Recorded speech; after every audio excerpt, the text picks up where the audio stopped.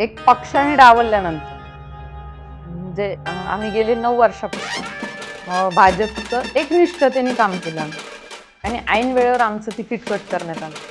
तर जेव्हा ticket cut झालं आमचं, तर आम्ही थांबण्याचा निर्णय घेतला होता की चला आपण ही लढत नको लढायला. पण एवढे फोन कॉल आलेत आम्हाला, एवढे मेसेज आले की ही स्थानिक पातळीची निवडणूक आहे, इथे पक्ष न बघता काम करणारं नेतृत्व बघितलं जातं. जनतेकडनं जर मला नगरसेविका पद बहाल जर झालं तर मुख्य तर रस्ते असेल किंवा ड्रेनेज समस्या असेल, पाण्याची समस्या असेल, लाईट समस्या असेल, हे तर आहेच. पण त्याच्या पलीकडेही जाऊन माझे विजन आहे की आपल्या प्रभागात खूप असे ओपन स्पेस आहेत की तिथे आज कचऱ्याचं साम्राज्य झालेलं आहे. नमस्कार, मी प्रियंका पाटील शेळके आपलं सर्वांचं स्वागत करतेय. प्रभाग क्रमांक 15 मध्ये मी सध्या आहे आणि प्रभाग क्रमांक 15 मध्ये आल्यानंतर ज्या व्यक्ती करते गेल्या कित्येक वर्षापासून कुठलंही पद नाहीये, मात्र समाजसेवेमध्ये त्यांचं नाव अग्रेसर आहे आणि सगळेजण त्यांचं नाव घेतात. या भागातील प्रभाग क्रमांक 15 मधील सगळ्यात महत्वाचा म्हणजे गेल्या 40 वर्षापासून जो पोलीस स्टेशनचा प्रश्न होता तो त्यांनी मार्गी लावला. तुमच्या लक्षात आलं असेल, मी बोलतीये सुरेखा खैरे यांच्याबद्दल.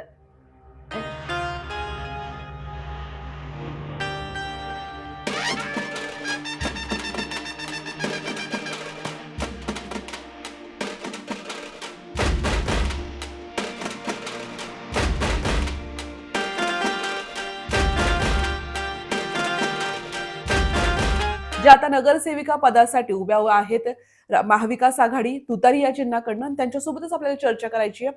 सुरेखाताई, मी तुमच्याकडे येईल. कुठलंही पद नसताना या प्रभागाची तुम्ही जी काही सेवा केलेली आहे आणि प्रभागाची पुन्हा एकदा सेवा करण्यासाठी तुम्ही या नगरसेवक पदासाठी उभ्या आहात.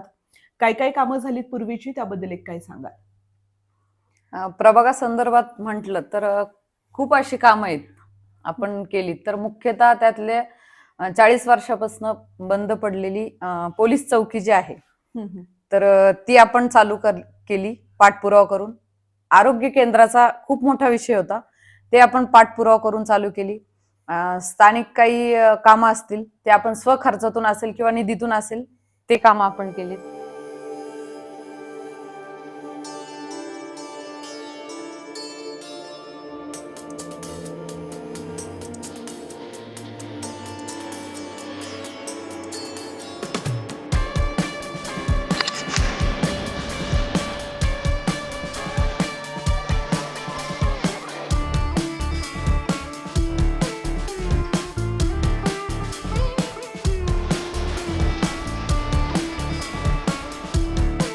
ही सगळी कामं करणं कसं शक्य झालं? तुम्ही जे म्हणतायत की इतकी सगळी कामं केली आहेत, त्याबद्दल एक काय सांगाल? एक राजकीय वारसा आणि लोकसेवेची आवड.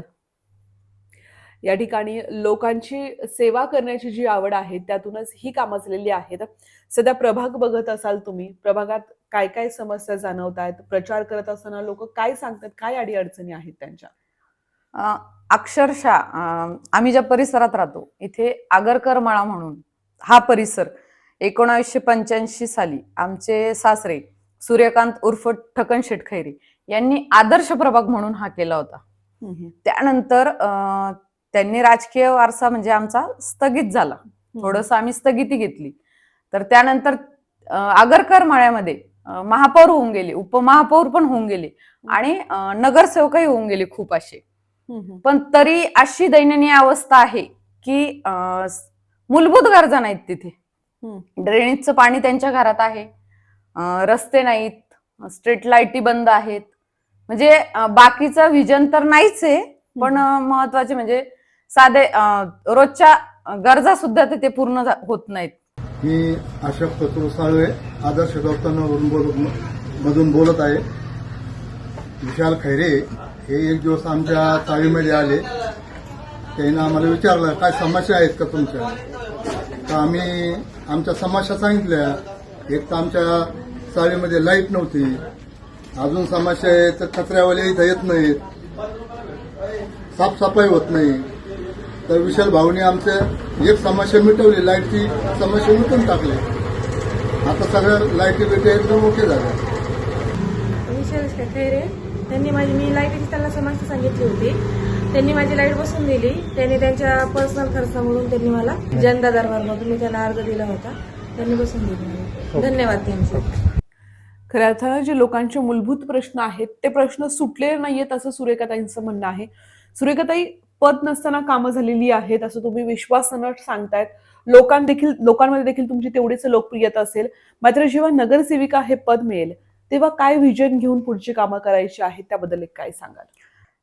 जनतेकडनं जर मला नगरसेविका पद बहाल जर झालं तर मुख्य तर रस्ते असेल किंवा ड्रेनेज समस्या असेल, पाण्याची समस्या असेल, लाईट समस्या असेल, हे तर आहेच. पण त्याच्या पलीकडेही जाऊन माझे विजन आहे की आपल्या प्रभागात खूप असे ओपन स्पेस आहेत की तिथे आज कचऱ्याचं साम्राज्य झालेलं आहे. म्हणजे त्या ओपन स्पेसमध्ये फक्त कचरा दिसतोय मला. कारण मी जे प्रभागात फिरले आता प्रचारादरम्यान, तर आपण तिथे महिलांसाठी जॉगिंग ट्रेक करू शकतो. आता लहान मुलं खूप मोबाईलच्या आहारी गेले आहेत, तर त्यांच्यासाठी आउटडोअर गेम करू शकतो आपण, किंवा प्रसूतिगृह करू शकतो महिलांसाठी महानगरपालिके थ्रू.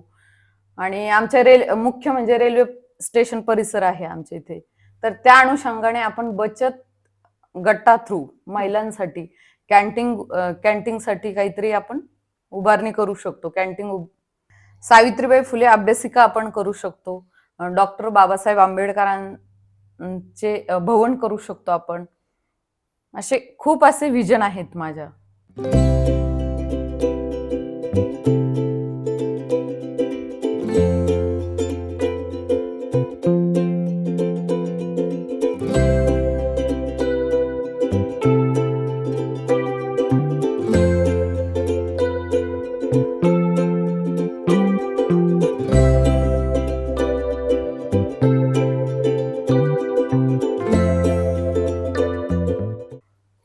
नक्कीच वेगवेगळे व्हिजन डोळ्यासमोर ठेवून या ठिकाणी सुरेखा खैरे या निवडणुकीला सामोरे जात आहेत.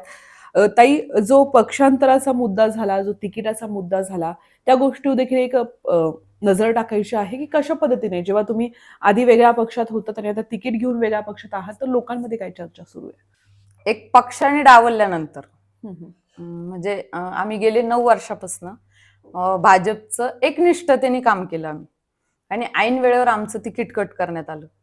तर जेव्हा तिकीट कट झालं आमचं, तर आम्ही एक थांबण्याचा निर्णय घेतला होता की चला आपण ही लढत नको लढायला. पण एवढे फोन कॉल आलेत आम्हाला, एवढे मेसेज आले की ही स्थानिक पातळीची निवडणूक आहे, इथे पक्ष न बघता काम करणारं नेतृत्व बघितलं जातं.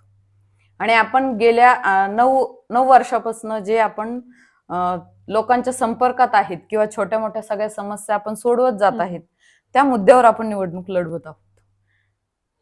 लोक लोक लोक स्वीकारतात तुम्ही वेगळं चिन्ह घेऊन जातायत? लोक काय म्हणतायत? हो, नक्कीच. कारण लोक म्हणतात युती तर सगळ्यांसोबतच झाली ना.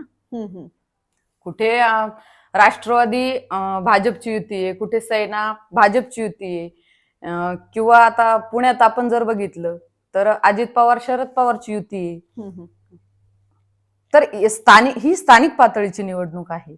त्यामुळे इथे काम करणाऱ्या नेतृत्वाला लोक बघणार, पक्ष बघणार नाही. मला तरी असं लोकांच्या बोलण्यातून समजलं. लोक म्हणजे पक्ष नाही, कुठलं चिन्ह नाही, तर फक्त जो व्यक्ती कामाचा आहे, हो, जो आपल्या कामासाठी येणार आहे, जो 24 तास आपल्या सेवेत हजर राहणार आहे, असा स्थानिक नेता, स्थानिक लोकप्रतिनिधी तिथल्या प्रभागातला, त्याला लोक कौल देतील. ताई, जाता जाता मतदारांना, जनतेला, प्रभागातील नागरिकांना काय आव्हान कराल?